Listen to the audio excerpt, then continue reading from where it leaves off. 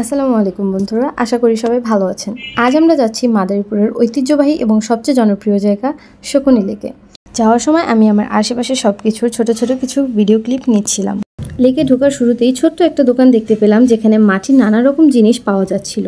এখান থেকে আমি মাটির একটা সাজ নিয়ে নিলাম আমার পছন্দ মতো। যেহেতু সামনে শীতকাল চলে আসছে তাই পিঠা বানানোর কাজে আসতে পারে। তারপর সামনে যেতে যেতে একটা দোকানে খুব সুন্দর সুন্দর কিছু আর্টিফিশিয়াল ফুলের টব দেখতে পেলাম, সাথে কিছু আর্টিফিশিয়াল পাখির বাসাও ছিল। এগুলো কিন্তু খুবই রিজনেবল প্রাইসের মধ্যেই ছিল। পাশের দোকানেও টুকিটাকি অনেক রকম সাংসারিক জিনিস ছিল। এরপর একটু সামনেই একটা হ্যান্ডমেড চুড়ির দোকান দেখতে পেলাম। চুড়িগুলো অনেক বেশি সুন্দর ছিল, আমার তো সবগুলোই পছন্দ হয়ে যাচ্ছিল, কিন্তু আমি এখান থেকে আমার পছন্দ মতো একজোড়া চুড়ি কিনে নিয়েছিলাম। রাতের লেক ভিউটা জাস্ট অসাধারণ ছিল।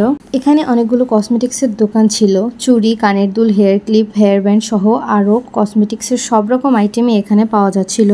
পাশের আর একটা দোকানে ছোট ছোট আর্টিফিশিয়াল গাছ, শোপিস এবং কাঠের আয়নার সাথে কাঠের আরও অনেক কিছু ছিল।